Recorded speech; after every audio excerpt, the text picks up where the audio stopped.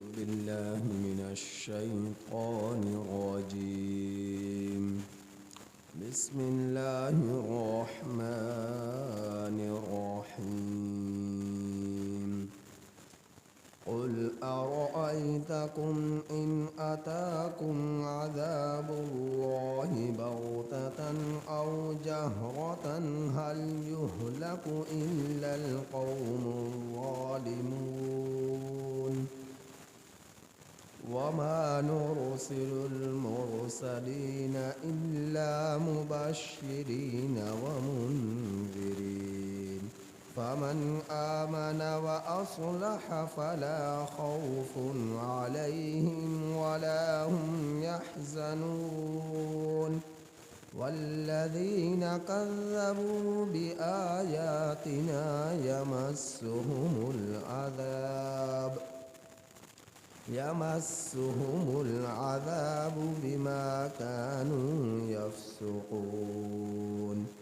قل لا أقول لكم عندي خزائن الله ولا أعلم الغيب ولا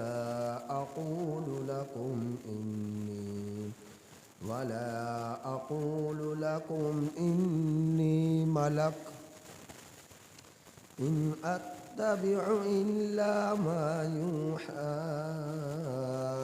إلي قل هل يستوي الأعمى والبصير أفلا تتفكرون.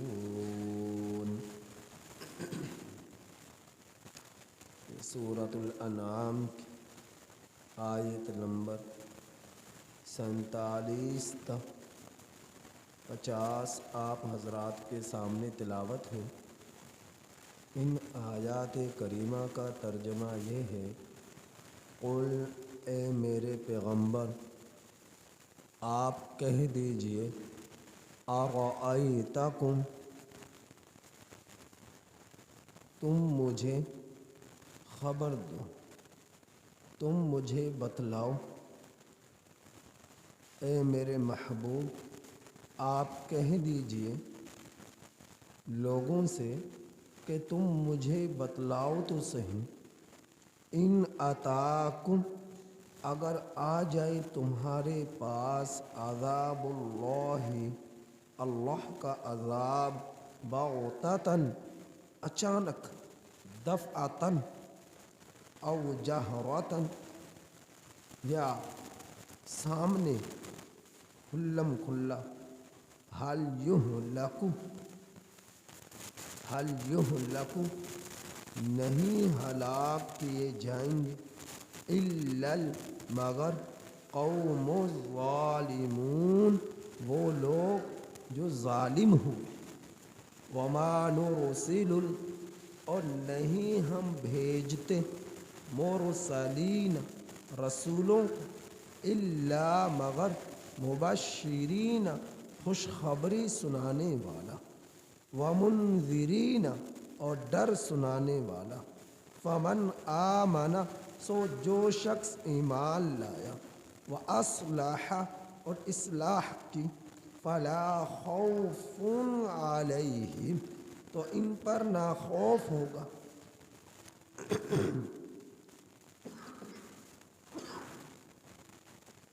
ولا هم يحزنون اور نہ ہی وہ لوگ غمگین ہوں گے، والذین کذبوا اور وہ لوگ جنہوں نے جھٹلایا، بآیاتنا ہماری آیات کو، یمسهم العذاب پہنچے گا انہیں عذاب، بما بسبب ان کاموں کے، ان گناہوں کے، کانوا یفسقون جو گناہ یہ لوگ کیا کرتے تھے. قل آپ کہہ دیجئے اے میرے پیغمبر، لا اقول لکم کہ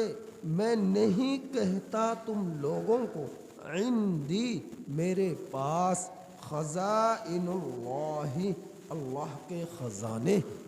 ولا اعلم الغیب اور نہ ہی میں غیب کو جانتا ہوں،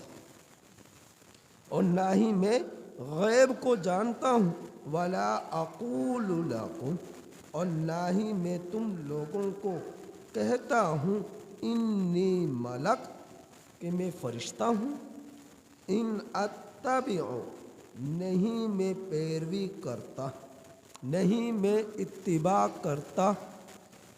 الا مگر ما یوحا، اس چیز کی جو وحی کی جاتی ہے، الیہ میری طرف۔ قل آپ کہہ دیجئے اے میرے پیغمبر،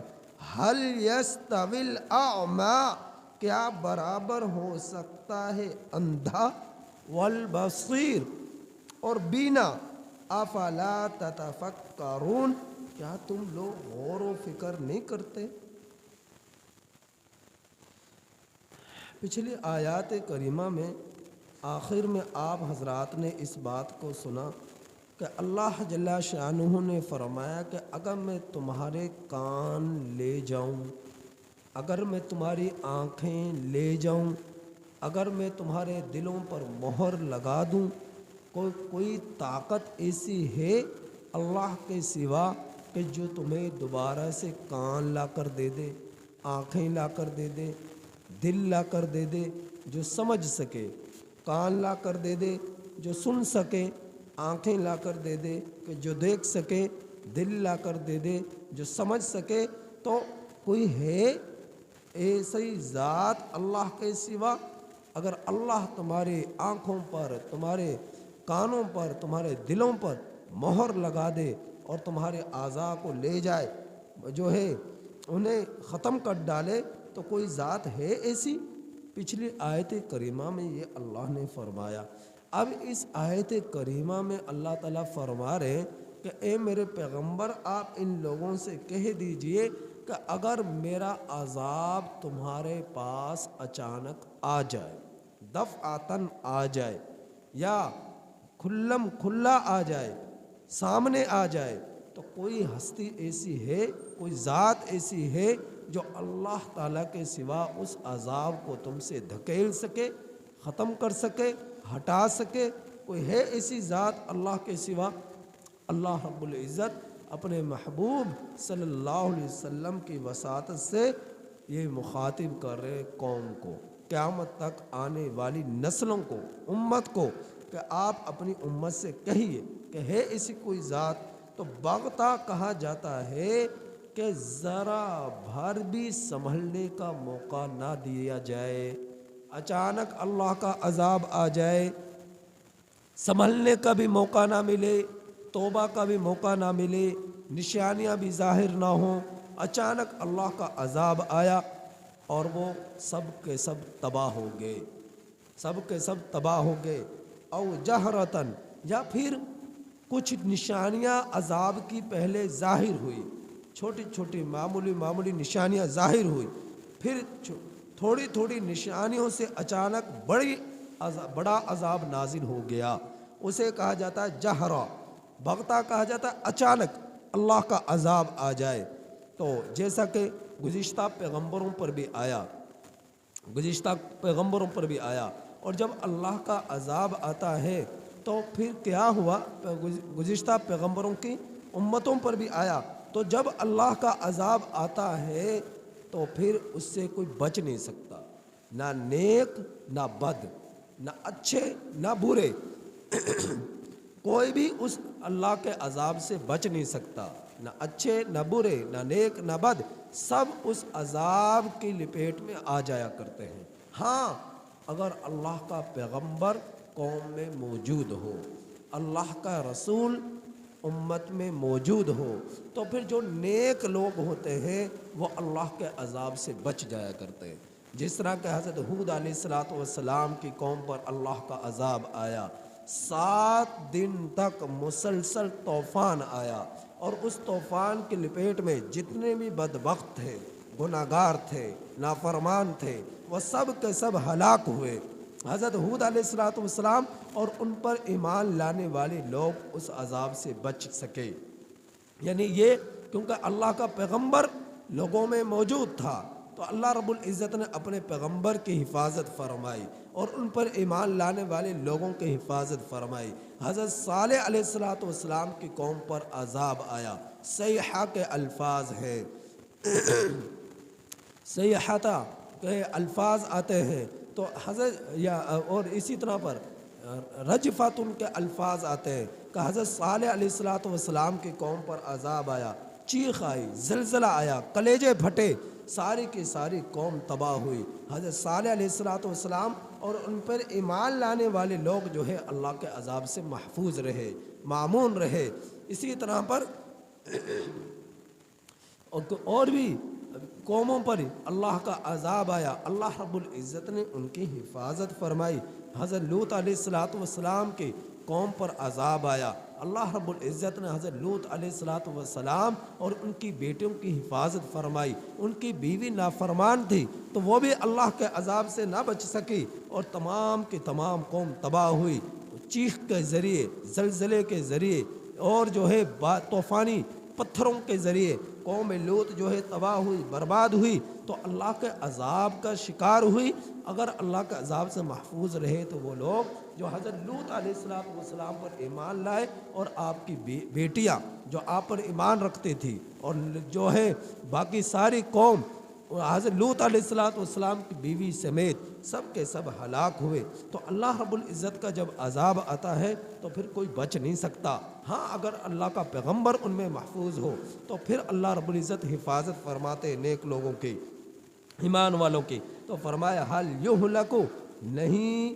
ہلاک کیا گیا، الا القوم الظالمون، نہیں ہلاک کیا جاتا مگر ان لوگوں کو جو ظالم لوگ ہیں۔ جب اللہ کا عذاب آتا ہے تو ان لوگوں کو ہلاک کیا جاتا ہے جو ظالم لوگ ہوتے ہیں، نافرمان لوگ ہوتے ہیں، کافر لوگ ہوتے ہیں، مشرک لوگ ہوتے ہیں۔ ہاں اگر اور وہ بھی اس صورت میں جب اللہ کا پیغمبر لوگوں میں موجود ہو، اگر اللہ کا رسول لوگوں میں موجود نہ ہو، نبی اللہ کا جو ہے اپنی قوم میں موجود نہ ہو تو پھر اللہ کے عذاب سے کوئی بچ نہیں سکتا۔ جس جگہ پر بھی اللہ کا عذاب آتا ہے وہ نیک اور بد سب کو لے ڈوبتا ہے، اور جو ہے لوگ جو ہے نظر ہو جایا کرتے ہیں طوفانوں کے، لوگ نظر ہو جایا کرتے ہیں جو ہے زلزلوں کے، لوگ نظر ہو جایا کرتے ہیں اللہ رب العزت کی گرفت کے۔ تو اللہ تعالیٰ فرما رہے وما نرسل المرسلین،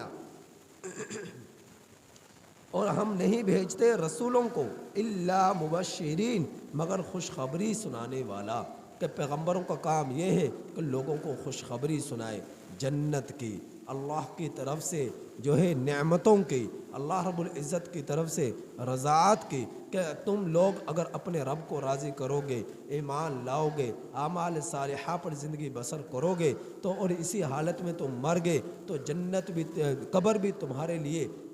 قبر میں تمہارے لیے جنت کی کھڑکیاں کھول دی جائیں گی، تا حد نگاہ وسیع کر دی جائے گی، تم قبر میں بھی سکون حاصل کرو گے، حشر میں بھی تم خوشی محسوس کرو گے، پل صراط سے بھی تم تیزی کے ساتھ گزر جاؤ گے اور پھر تم جنت میں داخل کر دیے جاؤ گے۔ پیغمبر خوشخبری سنانے والے ہوئے تو یہ خوشخبریاں سنا رہے ہیں، اور اگر تم ومنذرین، اور ڈر سنانے والے بھی ہوئے کہ پیغمبر کا کام خوشخبری سنانا ہے، پیغمبر کا کام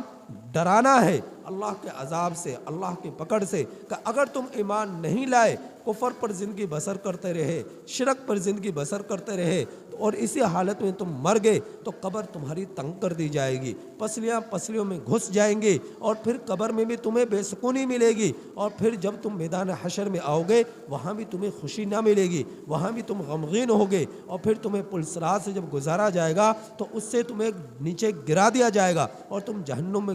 ڈال دیے جاؤ گے، اور جو جہنم میں چلا گیا پھر اس سے بڑھ کر اس کے لیے کوئی عذاب نہیں ہے۔ تو یہ ڈر بھی سنا رہے ہیں، پیغمبر کا کام ہے خوشخبری سنانا، نبی کا کام ہے ڈر سنانا۔ فمن آمنا، سو جو شخص ایمان لے آیا، واصلح، اور نیک عمل کیے، فلا خوف علیہم ولا هم یحزنون، تو ان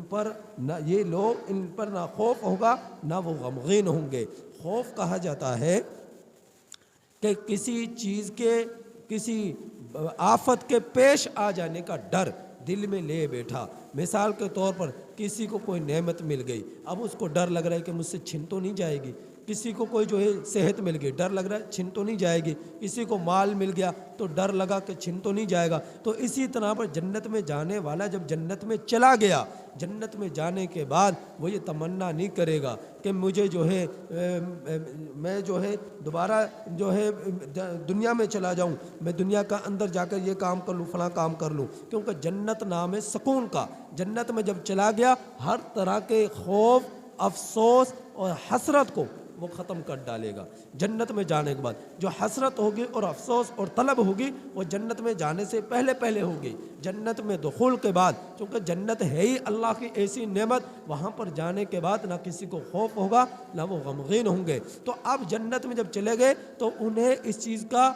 جو ہے خوف وہ نہیں کریں گے۔ کس چیز کا خوف؟ کہ جنت مجھے جنت سے نکال تو نہیں دیا جائے گا، جنت کی نعمتیں مجھ سے چھین تو نہیں لی جائیں گی، جنت کی رونقیں مجھ سے ختم تو نہیں کر دی جائیں گی۔ اب یہ خوف اس کے دل میں نہیں آئے گا۔ اور جو ہے حزن کہا جاتا ہے کہ ماضی میں گزرے ہوئے لمحات پر غم کرنا، ماضی پر گزرے ہوئے لمحات پر غم کرنا، اسے کہا جاتا حزن، کہ اگر میں دنیا میں ہوتا تو میں یوں کر لیتا، میں ایمان لانے کے بعد زیادہ نیکیاں کرتا، تلاوتیں کرتا، میں فلاں کام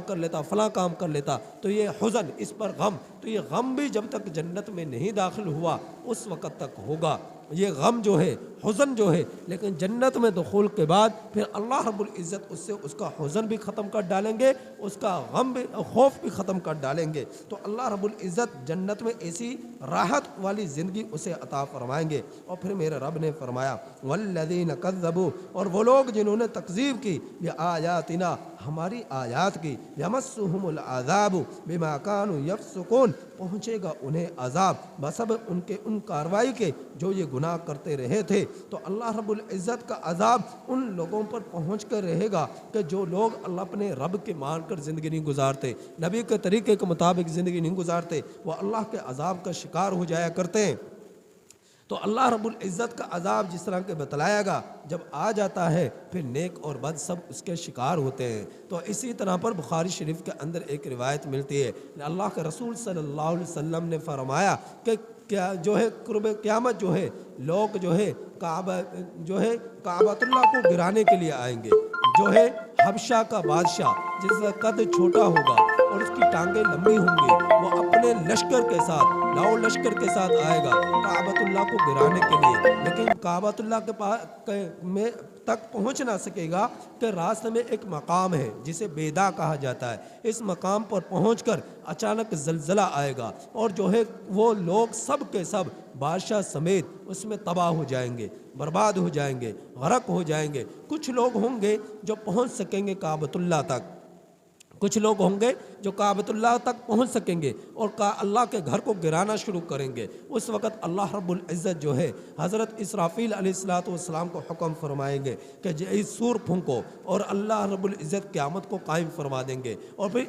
اس وقت اللہ رب العزت پوری دنیا کے نظام کو ختم کر ڈالیں گے، تباہ کر ڈالیں گے اور قیامت برپا ہو جائے گی۔ تو حضرت عائشہ صدیقہ رضی اللہ تعالی عنہ نے فرمایا، اے اللہ کا رسول صلی اللہ علیہ وسلم، ان لوگوں میں تو کچھ ایسے بھی لوگ ہوں گے جن کو زبردستی لے کر آیا جائے گا، اور وہ اچھے لوگ ہوں گے، ان کا ارادہ نہ ہوگا کہ وہ اللہ کے گھر کو گرائے، تو وہ لوگ بھی اس میں جو کو زبردستی لے کر آیا جائے گا وہ بھی تو ہوں گے، تو کیا وہ بھی تباہ ہو جائیں گے؟ تو اللہ کے رسول صلی اللہ علیہ وسلم نے فرمایا ہاں، وہ لوگ بھی اس زلزلے کا شکار ہوں گے، وہ لوگ بھی جو ہے تباہی کا شکار ہوں گے، وہ لوگ بھی غرق ہو جائیں گے، تباہ ہو جائیں گے۔ تو اللہ رب العزت نیک اور بد کو چھوڑتے نہیں ہیں۔ جب اللہ کا عذاب آتا ہے تو کعبۃ اللہ کو گرائیں گے تو تمام کے تمام لوگ جو ہے اس وقت مر جائیں گے، قیامت قائم ہو جائے گی، اور جو ہے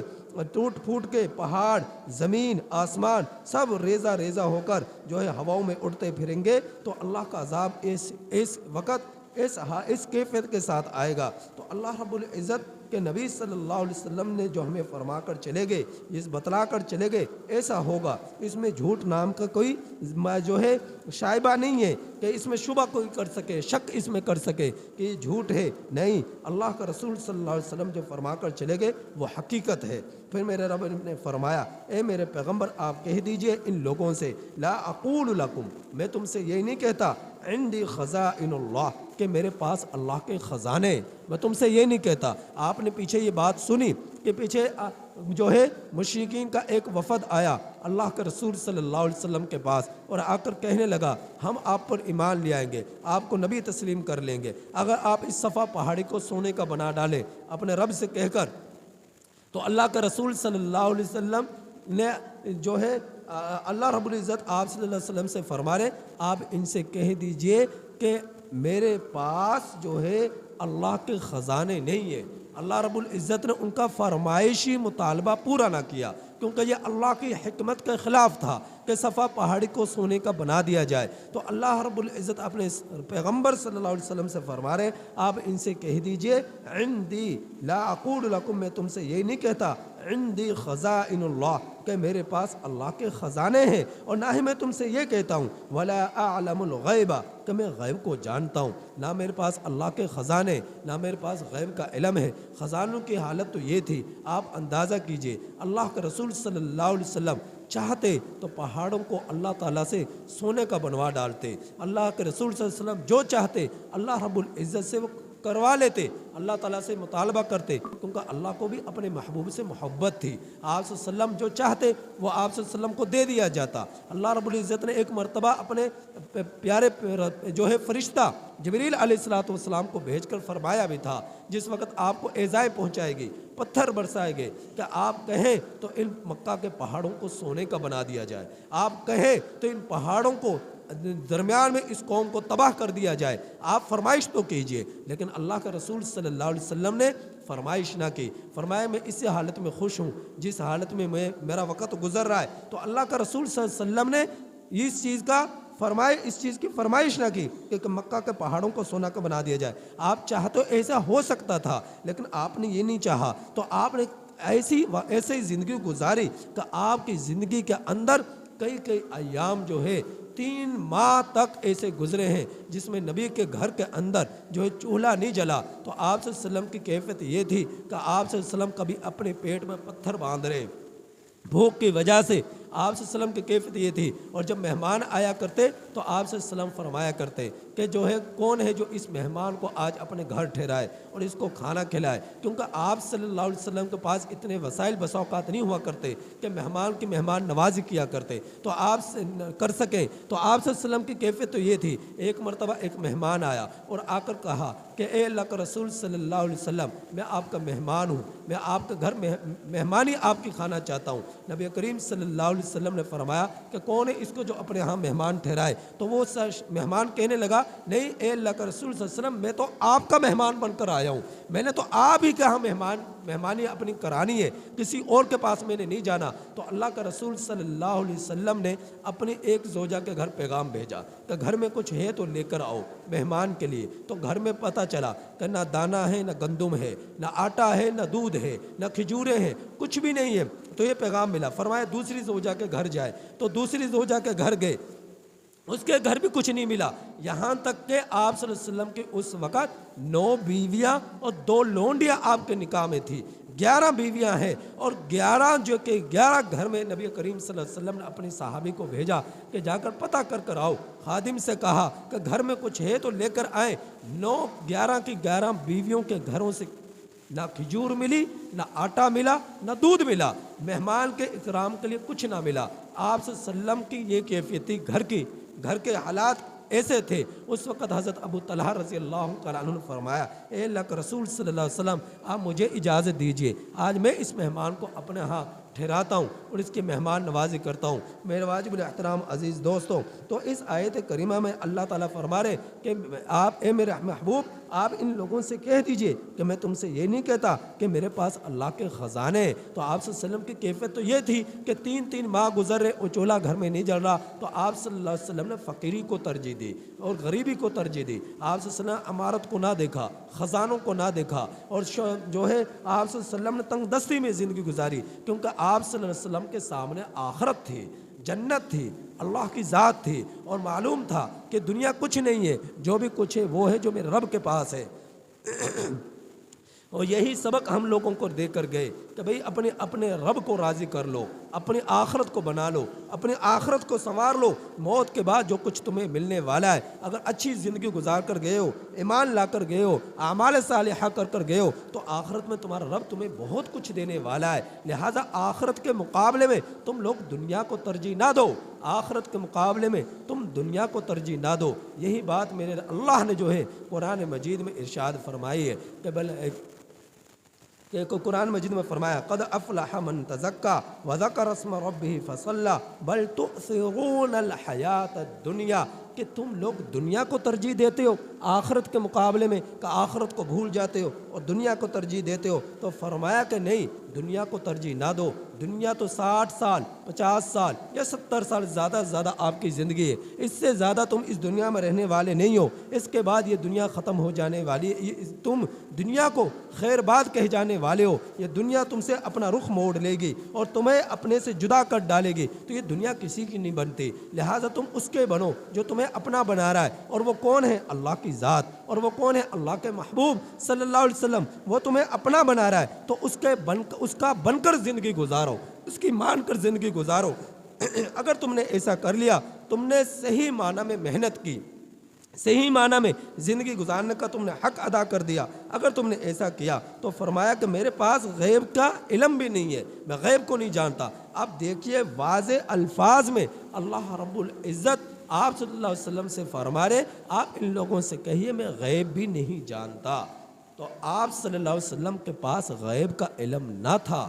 کہ آپ صلی اللہ علیہ وسلم خود سے غیب کا علم رکھنے والے ہوں۔ ہاں، ایک ہی چیز غیب کا علم، ایک ہی چیز غیب کی خبریں، ایک ہی چیز کہ خود بخود آپ صلی اللہ علیہ وسلم کے پاس غیب کا علم ہو، یا اللہ رب العزت نے اپنا سارا علم نبی کریم صلی اللہ علیہ وسلم کو دے کر اختیار دے دیا ہو، اب جیسا آپ کا دل چاہے آپ کریں، میں نے ہر چیز کا علم آپ کو دے دیا۔ ایسی بھی بات نہیں، اللہ رب العزت نے جو چاہا، جتنا چاہا، نبی کریم صلی اللہ علیہ وسلم کو غیب کی خبریں دی۔ تو غیب کی خبروں کا علم تو نبی کریم صلی اللہ علیہ وسلم کے پاس تھا، لیکن اگر کوئی یہ کہے کہ نبی کریم صلی اللہ علیہ وسلم غیب کو جانتے تھے تو یہ اس کی غلط فہمی ہے، کیونکہ اللہ کے رسول صلی اللہ علیہ وسلم خود فرما رہے، اللہ رب العزت آپ کی زبان سے کہلوا رہے کہ آپ ان لوگوں سے کہیے ولا اعلم الغیب، میں غیب کو نہیں جانتا۔ غیب کو جاننے والی ذات تو اللہ کی ہے، میں غیب کو نہیں جانتا۔ تو اللہ کا رسول صلی اللہ علیہ وسلم غیب کی خبریں تو آپ کو دی گئی، لیکن غیب کا علم آپ کو نہیں دیا گیا۔ ایک ہے غیب کا علم، ایک ہے غیب کی خبر۔ غیب کی خبر کیا ہے؟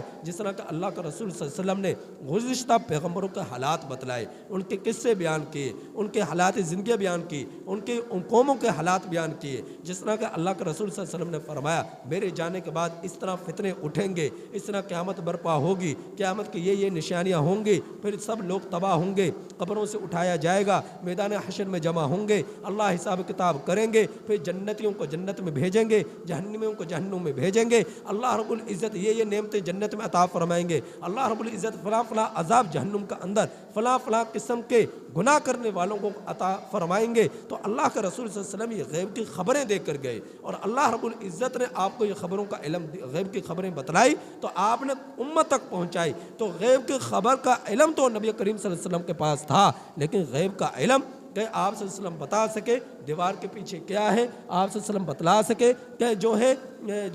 میں ایسا علم کہ اس نے کیا کھایا کیا نہیں کھایا، تو یہ جو جتنے بھی معجزات تھے اللہ نے عطا فرمائے، جتنی بھی خبریں تھیں اللہ نے عطا فرمائی۔ خود سے نبی کریم صلی اللہ علیہ وسلم کے پاس کچھ نہ تھا، جو بھی کچھ تھا اللہ کی عطا تھی، اللہ نے دیا تھا۔ تو اللہ تعالیٰ آپ صلی اللہ علیہ وسلم کی زبانی یہ کہلوا رہے ولا اعلم الغیب، میں غیب کو بھی نہیں جانتا، ولا اقول لکم انی ملک، اور میں تم سے یہ بھی نہیں کہتا کہ میں فرشتہ ہوں۔